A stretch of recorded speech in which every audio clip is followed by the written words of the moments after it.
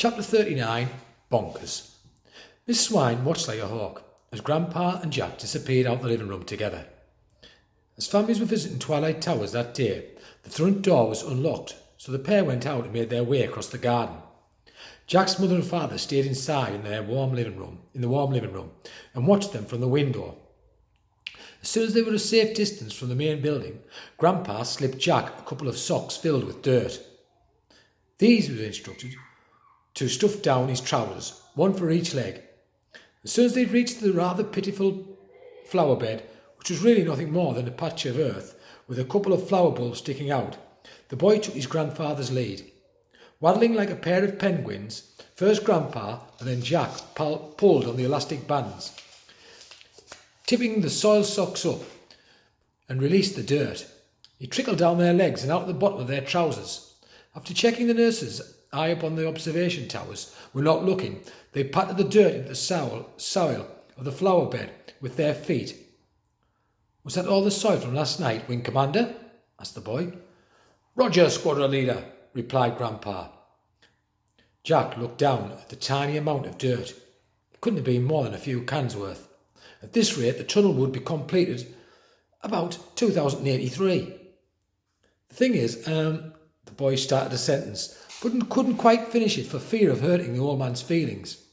"Spit it out, man," demanded Grandpa. "Well, the thing is, I worry that the tunnel is going to take forever. If that's all the dirt you can get out in one night." The old man looked at the boy with disdain. "Have you ever tried digging through a stone floor armed with only a spoon?" This answer required no real thought. Like most people on earth, Jack had never been foolish enough to attempt such a task. "No? Well, I don't mind telling you, it's ruddy hard going," exclaimed Grandpa. "So how can I help you with the escape plan, sir?" The old man thought for a moment. "Smuggle me a bigger spoon." "With respect, Wing Commander, I don't think the size of the spoon is going to make much difference. I'd try anything to get out of this infernal prison dwarf camp. As a British officer, it's my duty to escape. You must promise to bring me another spoon tomorrow night," demanded Grandpa. "A soup spoon." "I promise," Jack murmured. "Squadron Leader, the only thing that keeps me going here is the thought of getting back in my Spitfire." At that moment, Miss Swine's suspicions must have got the better of her, as she bounded out of the building at speed. The lady trotted across the garden in her high-heeled boots, her cape flapping in the wind. Two of her sinister helpers were at her side, Nurse Rose and Nurse Blossom. They were both so big and brawny they looked more like matron security guards than anything else. Trailing behind were Mum and Dad, huffing and puffing to keep up. "On guarding duty, are we?" called Matron. Her words were riddled with distrust. "Yes, that's right.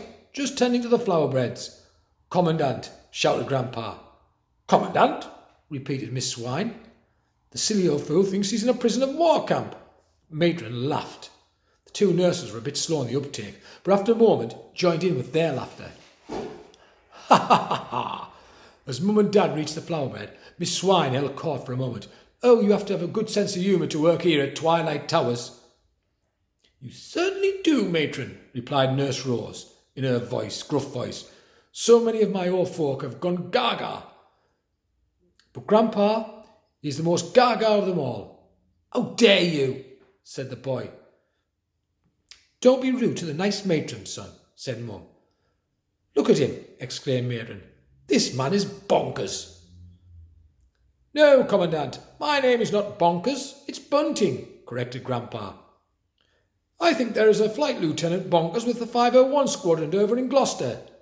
"Oh dear," murmured Matron. "Well, it's getting rather chilly out here, don't you think?" "Yes, Matron," said Dad, who being so skinny was shivering slightly with the cold. "Nurses, would you be kind enough to help poor Mr. Bunting back inside?" ordered Miss Swine. "That's Wing Commander Bunting," protested Grandpa. Yes, of course it is," replied Miss Swine sarcastically.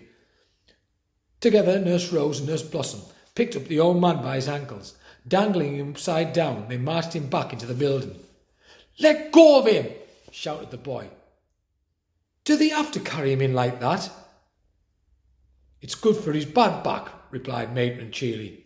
Jack couldn't take it any more. and launched himself at one of the nurses' backs. In an instant, she swatted him away as if he was a fly. "Jack!" exclaimed Mum as she pulled him back by his arm. "I won't talk, you know, Commandant," shouted the old man as he was carried off. "I'd rather die than betray king and country."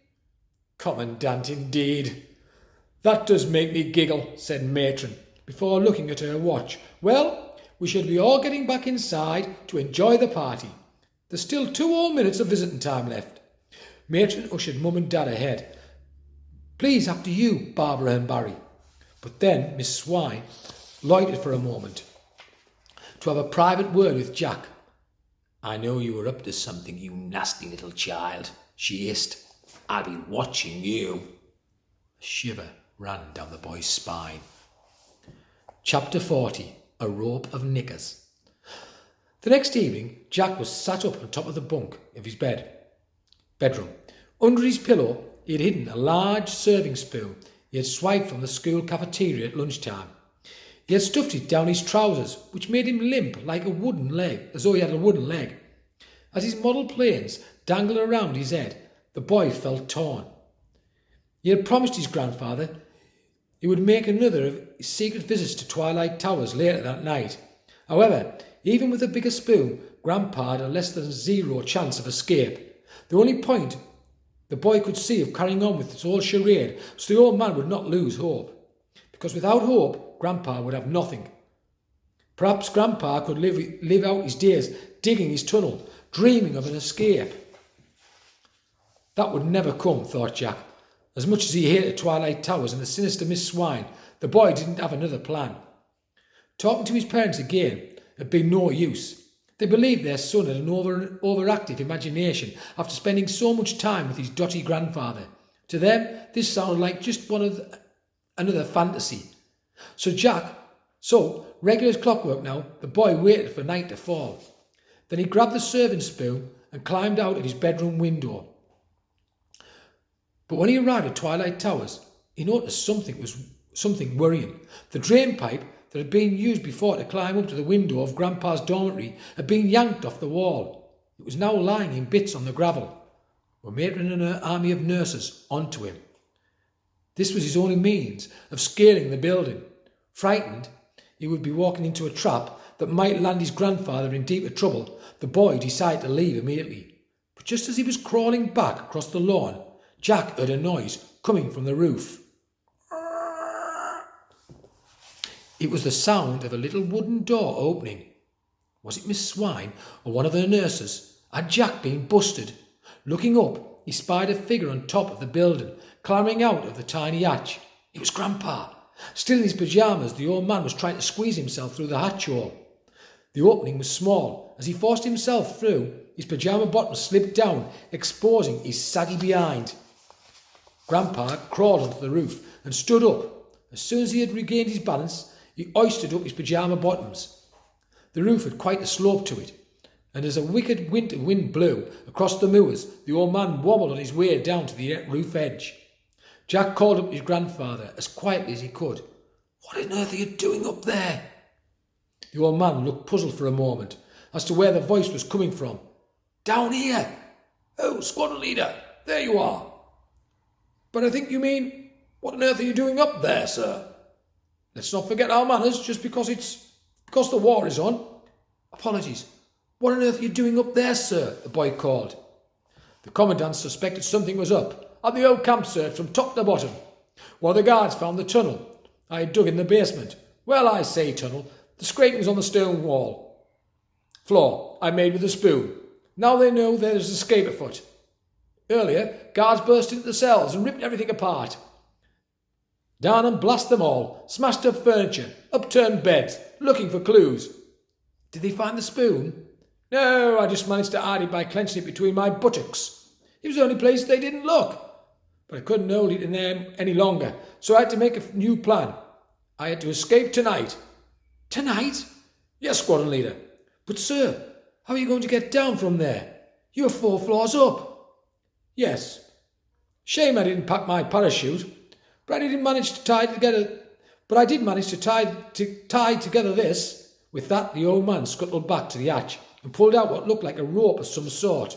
On closer inspection, it wasn't a rope at all. In fact, it was 30 or so pairs of frilly knickers Grandpa had tied together. "Where did you get all those knickers from, sir?" "They're not mine, squadron leader, if that is what you're trying to say." "No, sir," replied the boy. "Still, it's an awful lot of knickers. Or to use a correct term, knickerage. I found them all hanging up to dry in the laundry room," continued Grandpa. "Dozen pairs of ladies' knickers they were, all in extra large sizes. Most queer." The old man began to uncurl his makeshift rope and let it out slowly until it reached the ground. "Oh no," thought Jack, "my elderly grandfather is going to abseil down a building using only some frilly knickers." "Please be careful, Grandpa. Wing Commander, sir." From his position on the ground, Jack watched as his grandfather tied his end of the rope of knickers around the bell tower at the top of Twilight Towers. "Make sure the knot won't come undone, sir," called the boy. The old RAF officer didn't appreciate being challenged like this. "I know my way round a pair of ladies' knickers. Thank you very much, squadron leader." Grandpa tugged on the rope of knickers a few times to make sure it was secure. Next, he held on tight with both hands and started to lower himself down the side of the building. The silk of the knickers was surprisingly strong. It held his weight easily. Little by little, he descended to the ground. For a moment, it looked like disaster had struck when Grandpa lost his footing. One of his slippers slipped on the wet bricks and fell off his foot. It hit Jack on the head on the way down. Thunk! "Sincere apologies for that, squadron leader." Jack picked up the slipper and held on to it, mightily impressed by the old man's strength and agility, until Grandpa reached the ground. The boy saluted him, as he always did, and held it over his slipper, as if it was a medal. The man unbuttoned his pyjamas to reveal he was wearing his blazer and slacks underneath. "Thank you, old boy," said Grandpa, as he pushed his foot back into his slipper. Jack looked across the grounds of Twilight Towers. The searchlights were circling at the far end. If they moved quickly, they had a chance of not being seen and making over the wall into freedom. "Right, we have to get going, straight away," said the boy. "Oh yes, squadron leader. There is one small thing." "What's that, Wing Commander?" "Well, there are now quite a few of us on the escape committee." "What do you mean, escape committee?" asked Jack. "Psst," came a voice from above. The pair looked up. There were a dozen or so elderly people standing on the roof. All were in their pyjamas and night dresses. More and more were joining them by the moment as they squeezed themselves through the tiny hatch. This was now a mass breakout.